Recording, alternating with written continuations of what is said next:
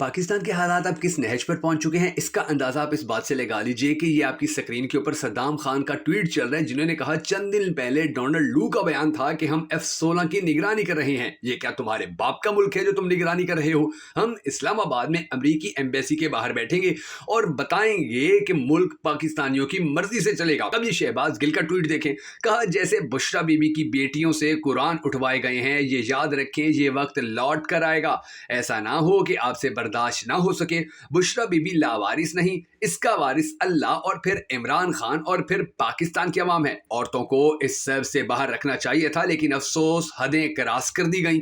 अब ये साकिब खरल का ट्वीट देखें, कहा खारियां वाक़े में ख्वाजा सरा के इल्ज़ामात की वीडियो देखी। अभी एक इन इल्ज़ामात में हकीकत है तो पुलिस के साथ जो हुआ है वो बहुत कम है। ये इंसान रह ही नहीं सकते, ना ये किसी दूसरे को इंसान समझते हैं। अब ये साकिब बशीर का ट्वीट, कहा इस्लामाबाद के sector G11 district courts letter box के जरिए चलने वाला मुबैना खत अभी तक इस्लामाबाद हाई कोर्ट क्यों नहीं पहुंच सका? पैदल भी चलता तो अब तक पहुंच चुका होता। बहरहाल इंतजार है ताकि खबर पहुंचे और खबर दी जाए। अब ये फारूक खान का ट्वीट, कहा 24 करोड़ पाकिस्तानी दिन भर मजदूरियां नौकरियां करके 30 काबिज खानदानों का पेट पालते हैं।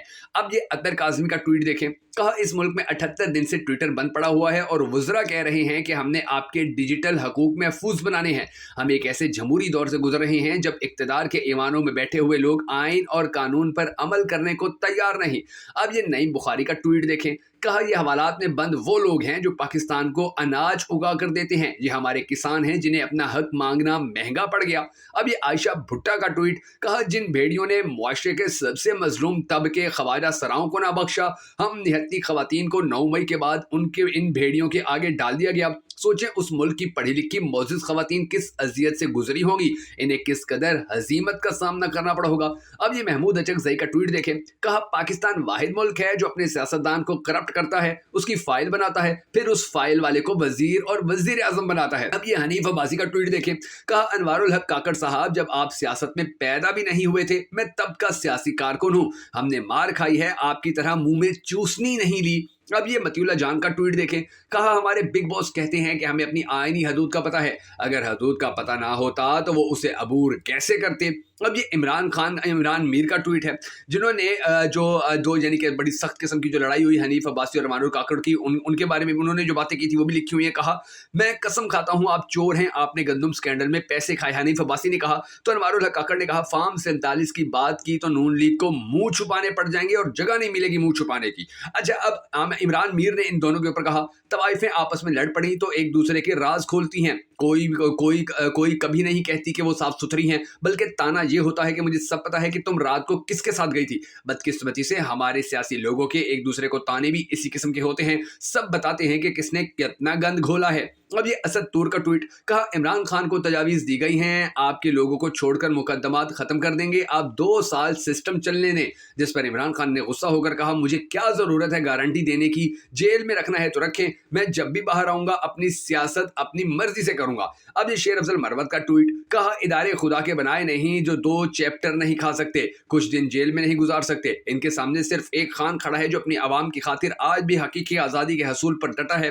अब ये सिद्दीक जान का ट्वीट, कहा पाकिस्तान और कीनिया की हुकूमतें नहीं चाहती कि अरशद शरीफ के कातिल गिरफ्तार हो जाएं। अब ये शौकत यूसुफजई का ट्वीट, कहा इमरान खान जेल से आर्टिकल लिख रहा है क्योंकि वो पढ़ा लिखा है, इसके प्लेटलेट्स तो नहीं गिर रहे ना इसको बाहर जाने की कोई जल्दी है। ये फयाज शाह का ट्वीट देखें, कहा इमरान खान की हुकूमत होती तो 85 अरब रुपए की करप्शन का गंदम स्कैंडल आता तो पाकिस्तानी मीडिया ने चीख कर आसमान सर पर उठा लेना था, लेकिन इस वक्त कब्रिस्तान की सी खामोशी है क्योंकि जिम्मेदारान का नाम लेते इनके पर जलते हैं। अब ये जरताज गिल का ट्वीट देखें, जरताज गिल ने कहा 9 मई का दिन कैसे मनाना है पार्टी क़यादत बताएगी। 9 मई के मामले पर हमें तकलीफ दी गई, ख्वातीन बिला वजह जेलों में कैद हैं, जबरदस्ती प्रेस कॉन्फ्रेंस करने से पार्टी के लोगों का दिल तो नहीं बदला, हमें किसी कतरी शहजादे के खत की जरूरत नहीं, हमने लंदन नहीं भाग जाना। ये इमरान खान का ट्वीट देखें, कहा 3 नाम डील के लिए नहीं बातचीत के लिए तजवीज़ किए हैं, किसी भी रिटायर्ड जर्नैल को बातचीत का टास्क नहीं दिया, बातचीत मुखालिफिन से होती है दोस्तों से नहीं। ये असद कैसर का ट्वीट, और उन्होंने चेयरमैन नैब लेफ्टिनेंट जनरल नजीर अहमद भट्ट से सवाल किया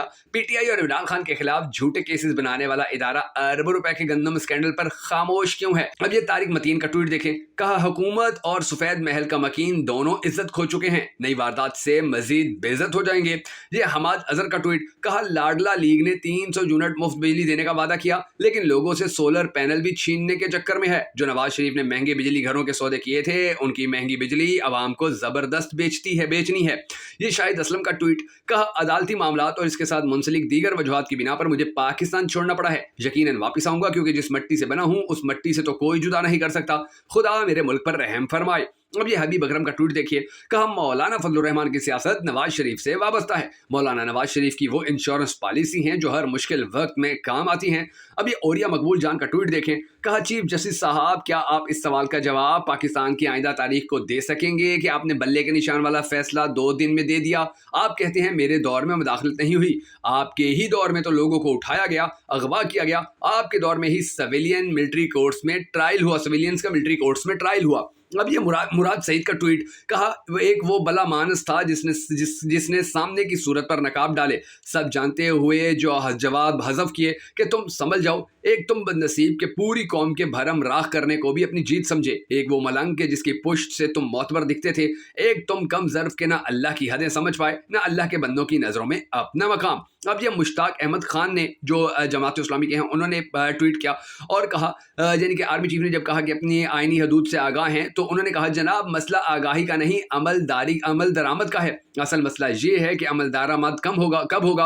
आगाही के लिए तो दस्तूर में सब कुछ वाजे है और ट्रिचोटोमी ऑफ पावर की दस्तूरी स्कीम इसका वाज़ेह सबूत है। इस मुल्क में सियासी मैदान में हमेशा जुडिशरी एस्टेब्लिशमेंट इंतजामिया ने पार्लियामेंट और सिविलियन दायरा कार में मुसलसल और भरपूर मदाखलत की है और अवाम के हक हुक्मरानी पर डाका डाला है। इसको बंद होना चाहिए। नजम सेठी ने कहा है कि मैं समझता हूँ खान साहब की ग्रेट स्ट्रेटजी है। खान साहब का मौकफ है जितना मैं प्रेशर डालूंगा उतनी ही एस्टेब्लिशमेंट एक्सपोज होगी। अब ये जो सारे मामलात हैं इन मामलात को अगर देखा जाए तो पता चलता है कि पाकिस्तान के जो मुश्किल वक्त है वो किस तरह से अब आस्ते आस्ते कम हो रहे हैं क्योंकि लोग बोलना शुरू हो गए और जैसे जैसे लोग मजीद बोलते जाएंगे वैसे वैसे ही पाकिस्तान के लिए हालात जो है वो मजीद बेहतर होते जाएंगे क्योंकि जब तक जुल्म के खिलाफ खामोश रहेंगे हम सब उस वक्त तक जुल्म कभी खत्म नहीं हो पाएगा। और जुल्म को खत्म करने के लिए डेफिनेटली हर इंसान ने बोलना होता है। अब तो पाकिस्तान के बड़े बड़े सियासतदान, पाकिस्तान के बड़े बड़े सेनेटर, पाकिस्तान के बड़े बड़े तज्जिया निगार, पाकिस्तान के बड़े बड़े सहाफ़ी और जजेस भी, यानी कि अब तो जजेस भी बोलना शुरू हो गए और जजेस कहते हैं कि हम किसी किस्म की 2 नंबरी, किसी किस्म का फ्रॉड अदालतों के अंदर नहीं चलने देंगे, सियासत के अंदर नहीं चलने देंगे, पाकिस्तान के आइन के अंदर नहीं चलने देंगे, पाकिस्तान के कानून के अंदर नहीं चलने देंगे।